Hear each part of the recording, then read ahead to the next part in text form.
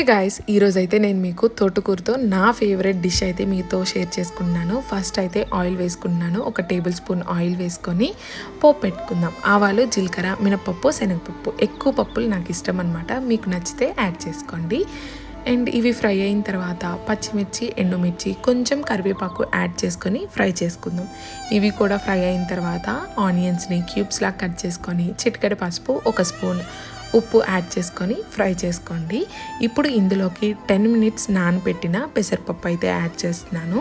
ఎక్కువసేపు నానబెడితే ముద్దయిపోతుంది. ఇవి కూడా లైట్గా సాట్ అయిన తర్వాత ఒక 10 మినిట్స్ బ్లాంచింగ్ చేసుకున్న తోటకూరని యాడ్ చేసుకుంటున్నాను. బ్లాంచింగ్ అంటే ఏం లేదు, వేడి వేడి నీళ్ళల్లో ఒక 10 మినిట్స్ తోటకూరని అలా వదిలేయండి, హాఫ్ కుక్ అయిపోతుంది.